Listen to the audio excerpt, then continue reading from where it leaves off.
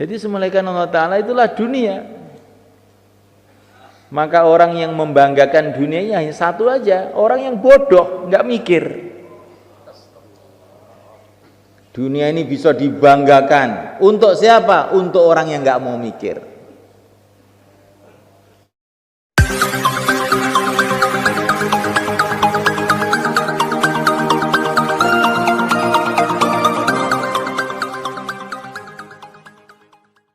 ونستغفره ونؤمن به ونتوكل عليه ونعوذ به من شرور أنفسنا ومن سيئات أعمالنا من يهدي الله فلا مضل له ومن يضلل فلا هادي له أشهد أن لا إله إلا الله وحده لا شريك له وأشهد أن سيدنا مولانا محمدا عبده ورسوله اللهم صل وسلم وبارك عليه وعلى آله وأصحابه والتابعين لهم إلى يوم القيامة أما بعد. Hadirin, apa yang kita usahakan sekarang?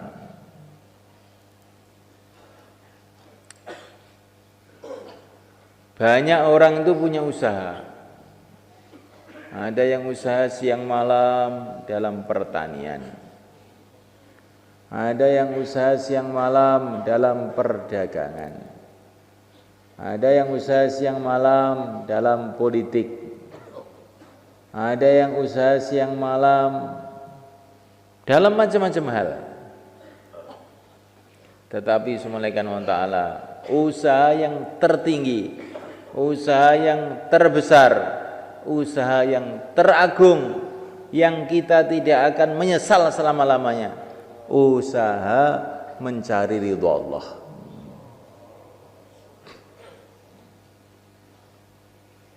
Kalau Allah sudah ridha kepada kita, sedangkan Allah itu penguasa dunia, penguasa akhirat, penentu dunia, penentu akhirat, pasti kita akan beruntung di dunia dan akhirat.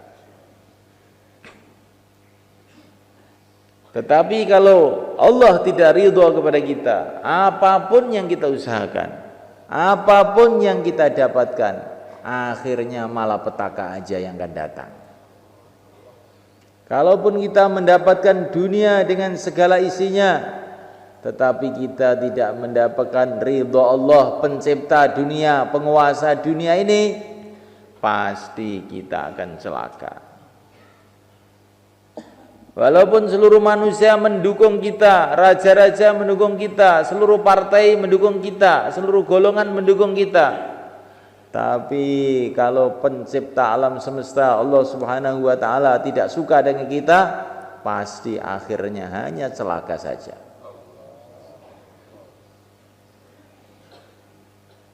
Ini yang harus kita tanamkan. Nggak mungkin kita yang akan bisa selamat kecuali dapat ridho Allah.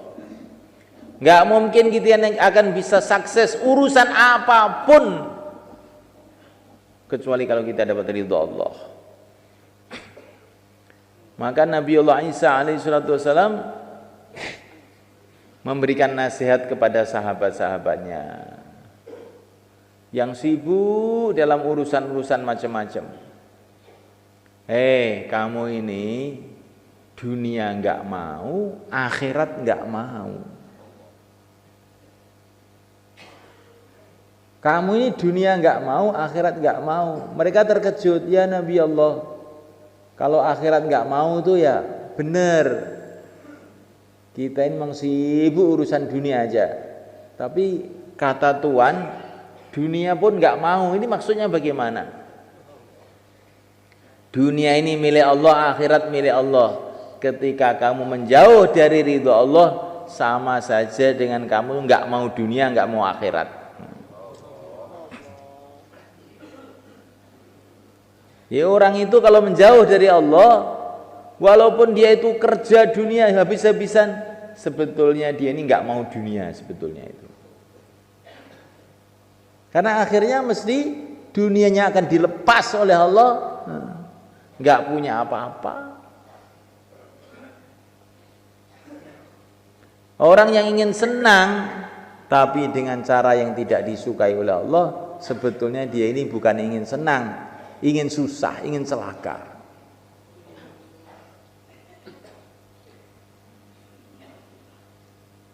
Ya, oleh karena Allah Ta'ala, ini harus kita pahami betul-betul.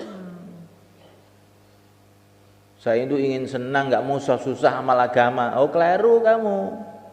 Agama ini justru supaya kamu senang. Kamu dapat ridho Allah, Allah penguasa dunia, kamu senang di dunia. Allah yang punya surga, kamu senang di akhirat. Ma anzalna 'alaikal Qur'ana litashqa. Hai Muhammad, aku turunkan Al-Qur'an kepada engkau ini bukan supaya kamu susah, bukan. Agama ini diturunkan oleh Allah kepada kita bukan supaya kita susah, justru supaya kita ini mudah. Tanpa agama susah. Kalaupun orang merasa mudah tanpa agama, itu saking bodohnya saja.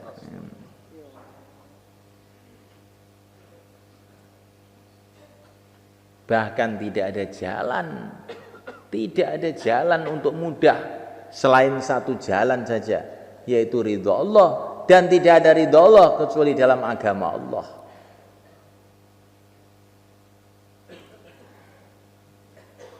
Sudah, ini umpama Allah itu memudahkan kita di dunia ini. Cari duit mudah, cari harta mudah, sampai seluruh dunia milik kamu semua, gratis umpamanya. Enak nggak kira-kira?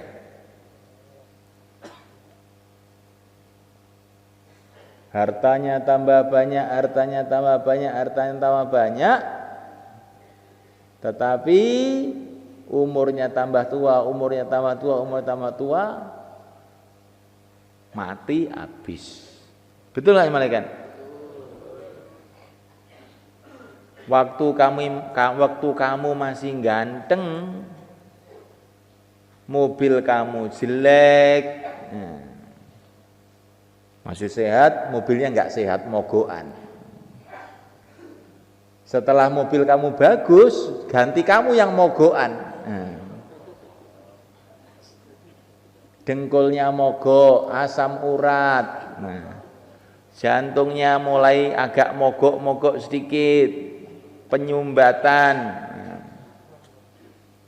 jalannya mulai miring-miring, mobilnya lurus, kamu yang miring sekarang. Rumah kamu sekarang bagus, tetapi kamu sendiri sekarang jelek. Dulu kamu ganteng, sekarang jelek kamu. Dulu kulit kamu kelihatan putih, sekarang menghitam. Karena apa? Karena diabetes, kulitnya menghitam. Sudah tidak seger lagi, dilihat sudah males orang melihatnya. Memang rumah kamu tambah baik, tapi kamu mah jelek. Inilah hasilnya orang dunia. Kemarin itu saya dikasih tahu ada seorang pengusaha besar di Jakarta. Wow, perusahaannya di mana ada, di mana-mana ada itu. Orang kaya betul. Dia mengatakan waktu saya muda mau makan nggak ada yang dimakan. Sekarang makanan banyak, tapi makan nggak bisa juga, karena oleh Pak Dokter nggak boleh. Hanya minum air putih saja sekarang saya. Dan makanan pun, makanan yang enak-enak nggak boleh, hanya makanan cair saja, bubur. Itu sapinya beribu-ribu sapi. Ini makan daging sapi nggak boleh. Coca-Colanya itu trontonan, nggak boleh minum. Kalau mau bikin sambal 1 kuintal pun bisa, tapi perutnya nggak kuat. Kena sambal dikit langsung mual. Maka saya bilang itu belum, sebentar lagi ke neraka itu. Nah, karena orang kafir ini yang bilang itu. Ini belum ini. Ya. Sudah waktu muda kamu bersusah payah kerja, tua bersusah payah sakit, mati bersusah payah ke neraka. Itulah nasibnya orang yang ingin mencari kebahagiaan bukan dengan agama Allah. Kalau orang mencari kebahagiaan dengan agama Allah, muda, ngapalkan Quran, wirid, i'tikaf, keluar 4 bulan. Oh, kamu masih muda di masjid saja, nikmat Pak di masjid. Menghadap kepada Allah, bagaimana tidak nikmat? Malam-malam orang pada tidur, dia zikir, subhanallah, subhanallah. Kamu kok sergap sekali? Bukan sergap Pak, ini nikmat ini. Masya Allah. Tambah tua tambah gembira, karena dia tahu tambah tua tambah dekat dengan kuburnya, maknanya tambah dekat dengan surga. Tambah tua wajahnya tambah cerah, gembira, tersenyum aja. Kamu kok tersenyum aja, ada apa? Sudah tua. Kenapa kalau tua? Kalau sudah tua ini mau berangkat menyusul Rasulullah, bagaimana nggak senyum? Nah, senyum terus tua tuh. Jadi kalau orang ahli dunia tua, aduh, dah tua saya. Nah, rambut sudah mulai putih, badan mulai lemah. Akan saya tinggalkan pabrik saya, akan saya tinggalkan negara saya, akan saya tinggalkan istana saya, rumah saya. Orang dunia itu semua kan, kalau sedikit itu betul-betul mereka ini orang yang paling susah sebetulnya. Walaupun itu presiden. Kamu kira orang jadi presiden enak itu? Enggak. Enak itu ketika dia tidak mikir. Kalau dia mikir, waduh sebentar lagi pensiun saya. Maka ada orang bayan kemarin tuh di depan pejabat-pejabat. Para pejabat ketahuilah, katanya bayannya itu. Orang itu kalau jabatannya sudah tinggi, itu tandanya sudah mau mati, katanya. Maka kalau kamu diangkat jabatan lebih tinggi, cepat inna lillahi wa inna ilaihi raji'un. Orang kok pangkatnya jenderal, berarti sudah mau mati. Nggak ada jenderal umur 17 tahun, nggak ada. Jenderal itu mesti sudah tua. 50, 60 itu jenderal. Orang diangkat jadi presiden, sudah dekat kuburan itu. Itu umurnya mesti 50 ke atas itu. 60 ke atas bukan 50. Kalau Pak Lurah itu masih agak panjang itu. Biasanya. Ada juga yang lurah tambah dekat ya. Jadi semulaikan Allah Ta'ala itulah dunia. Maka orang yang membanggakan dunianya hanya satu aja, orang yang bodoh, nggak mikir. Dunia ini bisa dibanggakan untuk siapa? Untuk orang yang nggak mau mikir. Para ulama mengatakan setelah di dunia ini ada makhluk yang namanya kematian, sebetulnya dunia ini sudah tidak ada yang pantas dibanggakan. Mau mati aja loh, yang dibanggakan apa? Dengar ini, setelah di dunia ini Allah ciptakan makhluk yang namanya kematian, maka apapun benda yang ada di dunia ini tidak pantas dibanggakan. Apa yang dibanggakan? Mau mati aja lah. Saya punya duit banyak, mau mati enggak? Ya mau mati, alah biasa. Sama dengan saya. Saya jenderal, mati enggak? Ya mati, alah sama aja. Saya menteri, mati enggak? Mati, oh podo wae. Saya presiden, pemenang dalam pemilu 2015. Mati gak? Nggih mati. Padha ae. Tidak pantas dibanggakan. War mati loh. Saya sehat, alhamdulillah, kuat, seger. Mati nggak? Mati, padha ae. Jadi ketika ada makhluk yang namanya mati itu, apapun tuh jadi jelek. Yang kelihatannya dulunya gagah itu setelah dikasih label akan mati jadi nggak gagah lagi. Yang tadinya kelihatan cantik ketika ditulisi akan mati sudah nggak cantik lagi.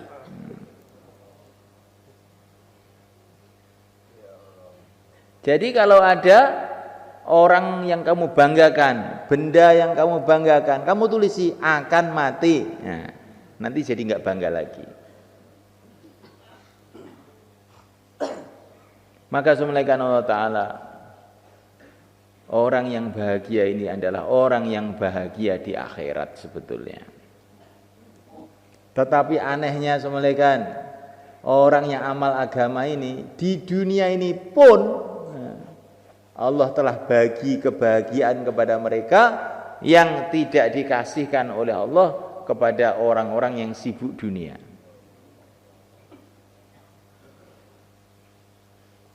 Karena orang beriman ini semuanya kalau dia kaya ya bahagia, dengan kaya itu dia menginfakkan hartanya, mensedekahkan hartanya, itu ada kenikmatannya semuanya. Kalau orang jahil itu perasaannya kenikmatan itu menimbun harta. Kalau kamu sudah biasa infak, sedekah. Sedekah itu ada kenikmatan yang tidak bisa didapatkan dengan mengumpulkan harta. Sedekah itu seperti birak tuh sebenarnya kan. Kamu taunya enaknya makan sate gulai. Oh, kalah dengan nikmatnya birak sebetulnya. Ngising, ngerti ngising? Nek wong gak mangan 3 dina ngombe tok jek betah, tapi nek gak ngising 3 dina, nggo rumah sakit.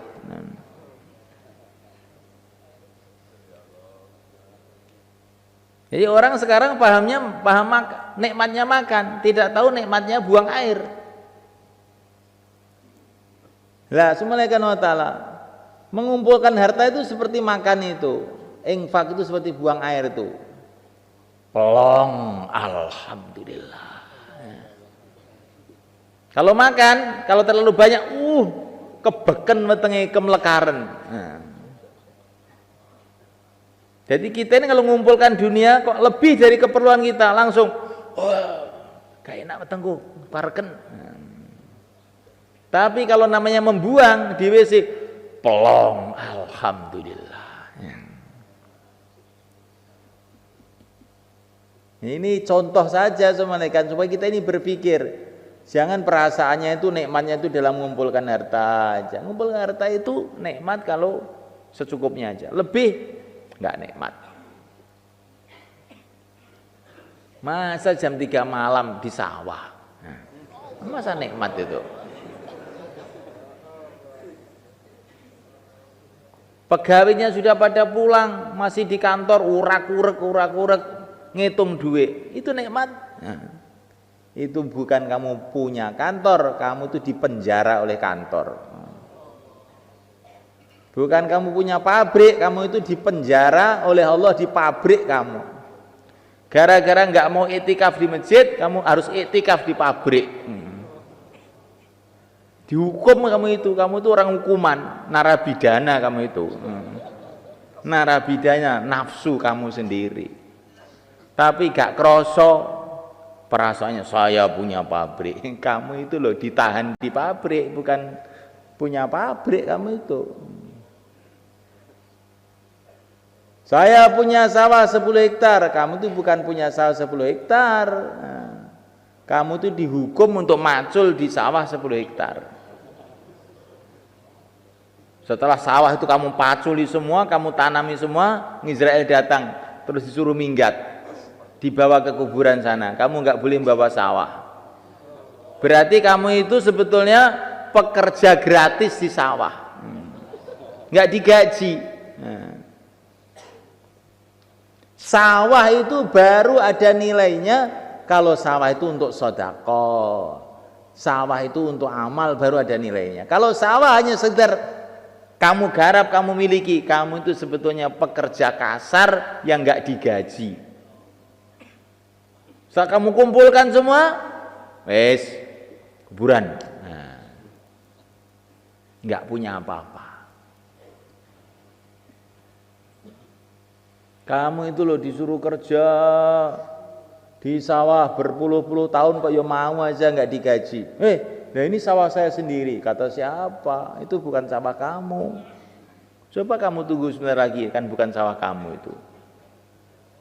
Loh ada sertifikatnya apa? Sertifikat apa? Sertifikat walaupun double sertifikat. Kalau Israel datang tidak ada gunanya. Itu bukan sawah kamu. Kamu kok mancul aja di situ toh.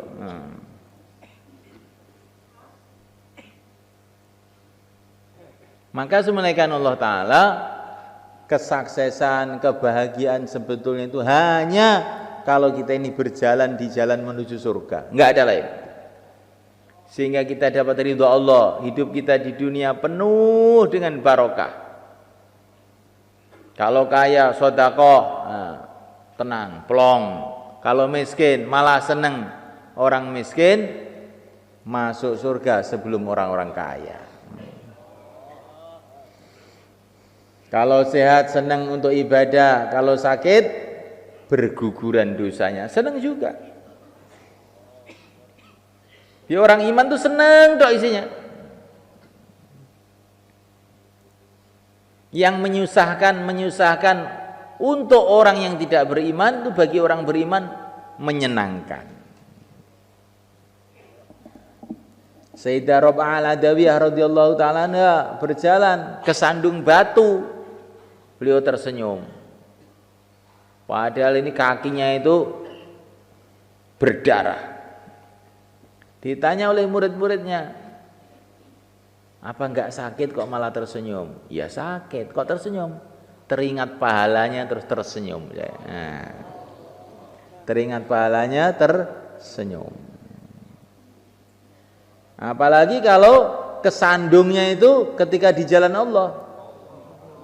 Hal anti illa isba'un damiti wa fi sabilillahi malaqiti. Baginda Nabi di jalan Allah kesandung batu, berdarah kakinya. Beliau malah mengucapkan nyanyian. Hal anti illa isba'un damiti wa fi sabilillahi malaqiti. Kamu ini adalah jari berdarah. Tapi berdarah fi sabilillah enggak apa-apa. Malah nyanyi Rasulullah itu. Jadi kita ini kalau bersusah payah untuk agama itu kita syukuri. Malam Jumat iktikaf di masjid, kepanasan, kedinginan, gigit nyamuk, alhamdulillah, fisabilillah. Sekarang digigiti nyamuk di masjid, semoga nanti di kubur juga tidak digigit oleh ular-ular kuburan lagi. Nikmat. Digigit nyamuk malah tersenyum. Ini orang iman tuh begitu. Diceritakan bagaimana Sayyidina Ibrahim ibnu Adham. Ibrahim ibnu Adham ini adalah anaknya raja di Persia sana. Tapi ditinggalkan kerajaannya, jalan kaki menuju Mekah. Setiap 1 kilo sholat 1000 rakaat. Setiap 1 kilo itu. Jadi perjalanan dari rumah beliau sampai Mekah itu 16 tahun. Ada orang begitu. Masya Allah. Beliau ini anak raja, nggak mau uang dari kerajaan, nggak mau. Beliau kerjanya ngepyok, kerjanya babat gandum terus dapat gaji itu untuk makan beliau dengan santri-santrinya. Yang mulai karena Allah satu hari beliau babat gandum, dapat opah, dititipkan santrinya, kamu bawa ya, kita terus ngadakan perjalanan. Tiba-tiba uangnya hilang, maka santrinya ini dengan penuh ketakutan datang kepada Sayyidina Ibrahim Ibnu Adham. Syekh, uangnya hilang. Alhamdulillah, katanya dia. Loh, uangnya hilang kok malah alhamdulillah? Iya, tadi itu saya itu mikir nanti kalau saya ditanya oleh Allah mengenai uang saya ini bagaimana jawabannya. Lagi mikir kok kamu datang uangnya hilang. Berarti ini sudah nggak akan ada pertanyaan lagi nanti di akhirat. Alhamdulillah, terima kasih ya kamu hilangkan. Itu kalau para wali itu begitu. Bukan kalau uang hilang datang ke Pak Kiai, amalannya apa supaya balik. Itu sih biasa, kalau itu biasa. Biasa.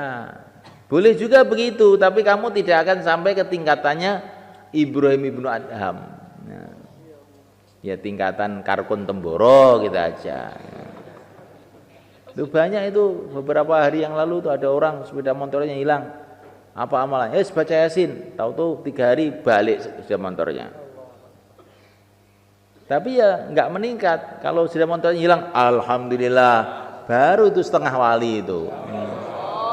Belum wali betul, setengah aja. Jadi semulaikan Allah Subhanahu Wa Taala, kehidupan ini nikmati dengan kefahaman. Walaupun pahit, kalau kamu tuh paham jadinya itu enak. Walaupun manis, kalau kamu tuh tidak paham jadinya pahit. Uangnya sudah banyak, rumahnya sudah besar, tapi kamu tidak paham, timbul kerakusan dalam hati, ingin lebih baik lagi rumahnya, ingin lebih banyak lagi hartanya, maka yang manis itu tahu-tahu jadi pahit. Tapi kalau orang itu paham, yang pahit-pahit jadi manis. Susah-susah di dunia nggak apa-apa, setiap kesusahan di dunia ini mengurangi kesusahan di akhirat, malah seneng aja jadinya.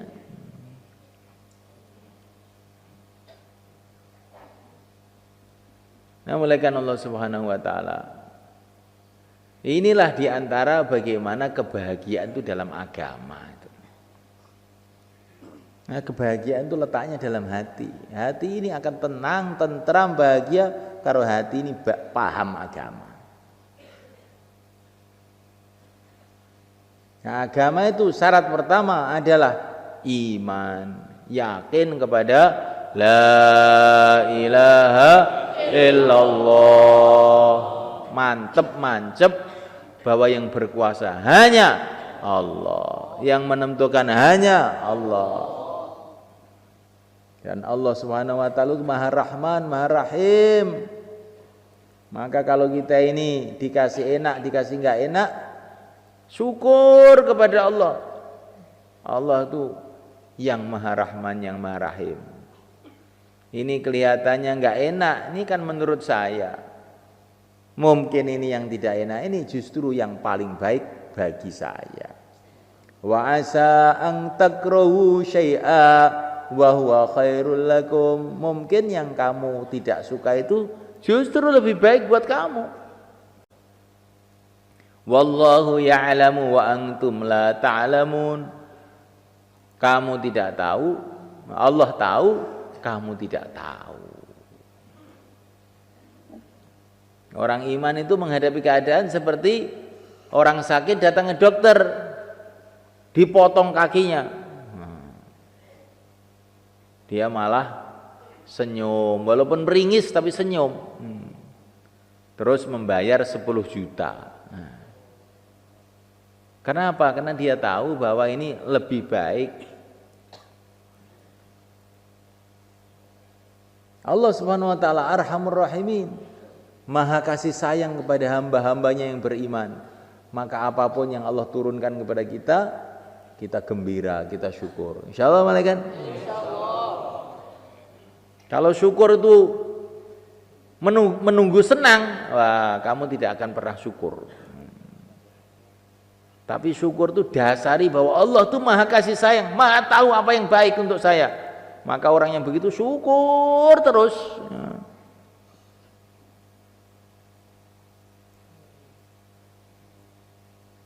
Bahkan itu dalam kesulitan-kesulitan dia merasakan kebahagiaan ketika dia yakin bahwa Allah yang Maha Rahman, yang Maha Rahim.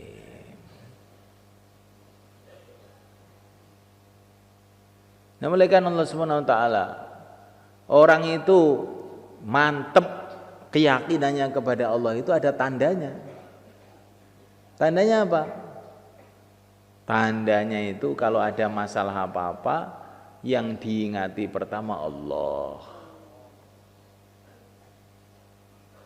Kalau ada rasa takut yang diingati Allah, yang mendatangkan ketakutan ini juga hanya Allah, yang bisa menyelesaikan juga hanya Allah. Kalau ingin apa-apa teringat Allah, ini tandanya orang yakin kepada Allah. Di masjid hatinya kepada Allah. Saya ini di masjid, kalau enggak Allah kasih hidayah enggak akan paham juga. Di rumah hatinya kepada Allah. Walaupun di rumah, kalau Allah tidak menjadikan rumah ini menguntungkan saya, pasti saya datang ke rumah akan masalah. Istri akan marah, anak akan rewel. Maka ke rumah hatinya kepada Allah. Allahumma inni as'aluka khairal maulid, khairal makhraj. Ya Allah, saya masuk rumah ini jadikan baik, keluar rumah jadikan baik juga. Keladang hatinya kepada Allah. Kalau Allah tidak turunkan pertolongannya kepada saya di ladang ini, saya akan celaka di ladang ini. Dan ladang ini tidak akan mendatangkan manfaat apa-apa kepada saya. Maka keladang hatinya kepada Allah. Di mana saja hatinya kepada Allah, itu tandanya orang itu yakin bahwa yang berkuasa hanya Allah. Tandanya hati itu yakin kepada Allah, timbul rasa cinta kepada Allah. Karena seluruh kebaikan dunia akhirat hanya Allah yang bisa mendatangkan. Bagaimana itu dia tidak cinta kepada Allah? Timbul rasa takut kepada Allah. Semua musibah dunia akhirat yang membuat juga Allah juga. Bagaimana kita tidak takut kepada Allah? Timbul rasa takut, timbul rasa cinta, timbul rasa malu. Allah melihat saya 24 jam. Bagaimana saya tidak malu kepada Allah? Ini tandanya iman itu mancep di dalam hati. Semoga kita begitu semalaika. Tandanya cinta kepada Allah, cinta kepada Rasulullah. Karena Rasulullah itu adalah orang yang paling dicintai oleh Allah. Tandanya cinta kepada Rasulullah, cinta kepada sunnah Nabi, cinta kepada perjuangan Nabi. Orang kok tidak cinta dengan sunnah Nabi, tidak cinta dengan perjuangan Nabi, yaitu berarti cintanya kepada Nabi itu lemah. Sayyidina Umar radhiyallahu ta'ala mengatakan, kalau kamu punya amal seperti gunung-gunung, tetapi kamu tidak punya kecintaan yang sebenarnya kepada Nabi, gak akan ada nilainya di sisi Allah. Cinta kepada Nabi, senantiasa berselawat kepada Nabi, menghidupkan sunnah-sunnah Nabi, meneruskan perjuangan Nabi. Insyaallah malaikat. Insyaallah. Menyayangi umat Nabi. Menyayangi umat Nabi itu bagian dari cinta pada Nabi. Seluruh umat Islam ini adalah keluarganya Rasulullah SAW. Wa azwaju ummahatuhum, dalam Quran istri-istri Nabi adalah ibu orang-orang yang beriman. Berarti semua umat Islam ini keluarga Nabi semua. Kalau orang itu cinta pada Nabi, mesti sayang pada umat. Kalau sayang kepada umat, pasti mau mengajak mereka menuju keselamatan, menuju ridho Allah, menuju surga. Kalau orang membiarkan umat berbondong-bondong menuju neraka, itu berarti tidak sayang kepada umat. Orang yang tidak sayang kepada umat tidak disayangi oleh Allah. Allah nggak suka. Orang duduk nonton televisi, melihat kemaksiatan, malah tersenyum-senyum, itu orang kejam. Itulah orang kejam. Melihat orang mau ditarik ke neraka oleh setan, dia malah tersenyum. Mestinya kita harus nangis, kok malah tersenyum. Melihat orang digorok, disembelih, tersenyum. Kejam apa enggak? Kejam. Kalau kita ini supaya selamat dari kekejaman, sayangi umat, ajak mereka kepada jalan keselamatan, nuju ridho Allah. Insyaallah malaikat. Insyaallah. Sunnah-sunnah Nabi dihidupkan. Kenapa kamu itu masih muda kok sudah pelihara jenggot, kelihatan tua? Ini sunnah Nabi, bukan pelihara jenggot, ini sunnah Nabi. Selagi jenggot masih kantil, dapat pahala terus.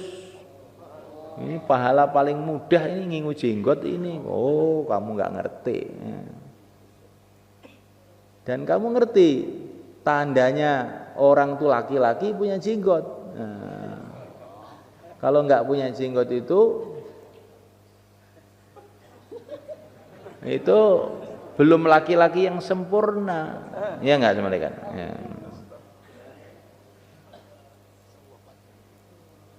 Saya tidak bicara halal haramnya jenggot loh, tidak.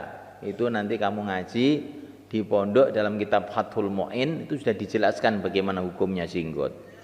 Cuman pantesnya laki-laki itu pakai jenggot. Nah, katanya para ulama, barokahnya jenggot itu istri kita itu jadi tunduk sama kita. Karena dia paham kalau kita ini laki-laki, jadi akhirnya nurut. Nah, kalau nggak punya jenggot, itu istri kita ini menganggap kita ini perempuan, sama-sama perempuan, akhirnya cakar-cakaran. Nah, katanya begitu. Saya juga belum nyoba itu. Nah, katanya aja loh malaikatnya. Jadi malaikat Allah Subhanahu wa taala, sunnah Nabi dihidupkan. Pakaian sunnah, makan cara sunnah, minum cara sunnah. Kalau kita ini meninggalkan sunnah-sunnah Nabi dalam kehidupan, walaupun kita ini orang hafid Quran, walaupun kita ini orang belajar agama banyak, tapi kehidupan kita ini jadi kehidupan lalai, kehidupan ghaflah. Tapi kalau makan cara sunnah, ada doanya, minum cara sunnah, ada doanya, tidur pakai tertib sunnah. Akhirnya hidup kita ini hidup yang senantiasa ingat kepada Allah, hidup senantiasa dalam suasana agama. Maka penting malaikat Allah Ta'ala menghidupkan sunnah itu. Menghidupkan sunnah berarti mencintai Nabi. Mencintai Nabi akan ke surga bersama Nabi. Sudah itu aja. Itu yang diingat-ingat. Sunnah itu penting. Insyaallah malaikat. Insyaallah. Supaya ini semua mantep dalam hati. Masya Allah, ini kesempatan Sya'ban malaikat. Sebentar lagi Ramadan. Maka kalau kita ini keluar sekarang, terus nanti Ramadan juga masih di jalan Allah, Ramadan kita pahalanya berlipat ganda, barokahnya berlipat ganda. Bagaimana malaikat?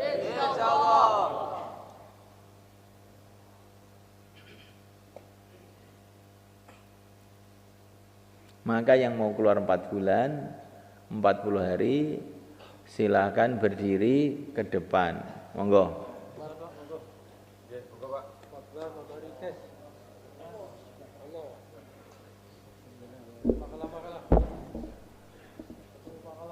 Monggo.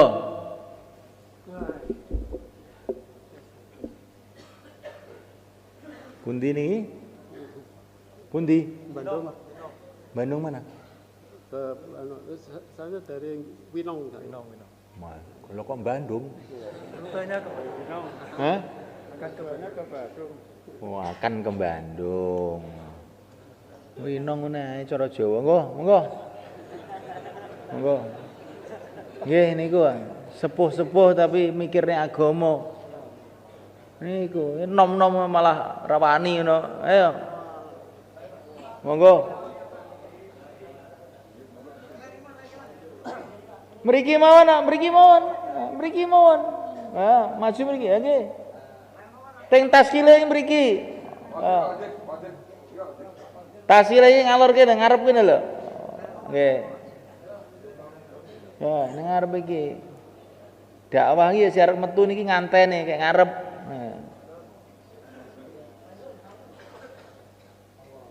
Silakan yang mau 4 bulan, 40 hari, tambah masa, sisa masa.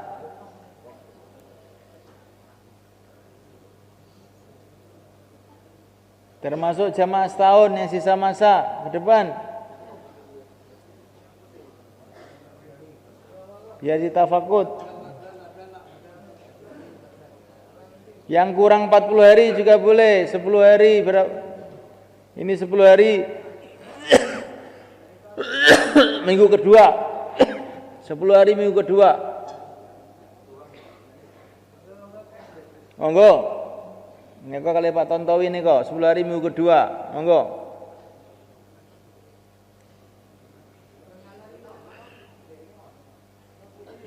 Kanca senten niki enten cerita. Sampeyan rungokne nggih. Jamaah saking Ngawi dikirim ke Korea. Nah, dipimpin oleh Pak Kiai Manan. Di Korea kurang lebih 3 bulan. Ngislamkan 549 orang Korea. Sekarang zamannya di sini ini.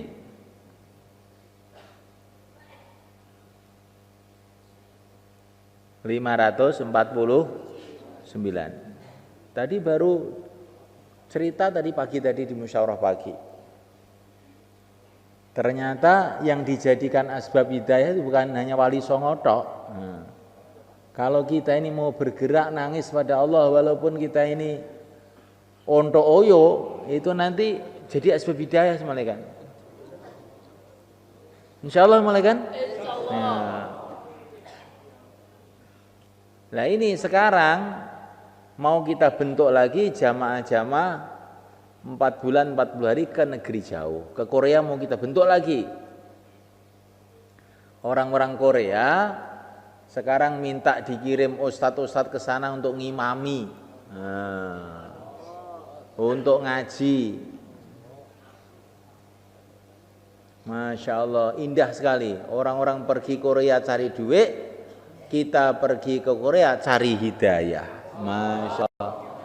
Ini kalau dilihat dari langit itu indah sekali sebenarnya.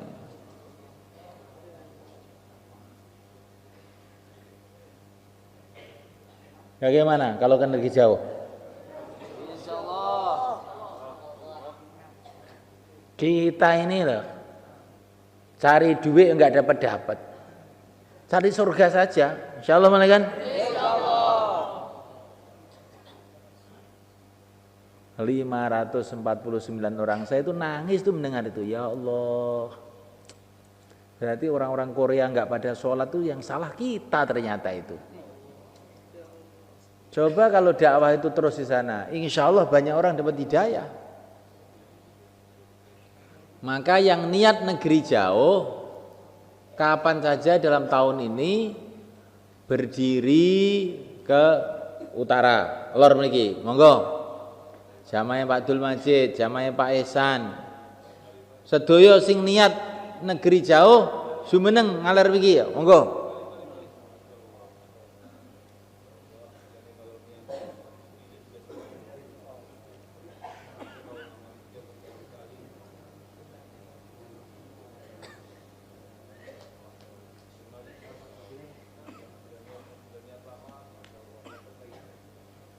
Nek wong entuk dhuwit akeh mboten gumun. Lah nek wong iso ngislamne wong akeh ya kuwi lah sing pantes jan disyukuri tenan niku. Insyaallah Bang nggih. Insyaallah.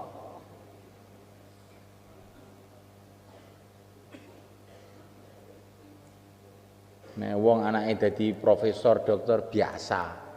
Nek anake dadi hafid Quran ku lho, kuwi jan ampuh tenan. Iya toh? Apa? Monggo, sakniki sing niat IPB. Ha, monggo sing niat IPB. Ngaler iki monggo. Niat IPB jumeneng.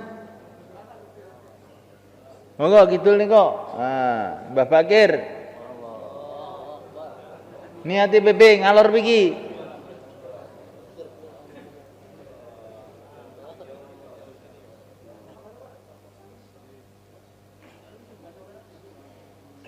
Niki malam nisfu Sa'ban, malam doa-doa makbul. Ulama-ulama dulu kalau malam begini ini enggak tidur. Kita insya Allah malam ini memperbanyak doa untuk diri kita, keluarga kita dan umat. Insya Allah malaikat. Sing biasane mboten i'tikaf, nisfu Sa'ban iki i'tikaf. Kowe kira ya akeh masalahmu to? Akeh masalahmu to? Masalah keluarga, masalah ekonomi, masalah iki, masalah iki. Lah iki waktu donga makbul. Kok ora gelem donga? Ya ngalamat panjene nak apes. Wong akeh masalahe, waktu donga makbul ora gelem donga, ya apes.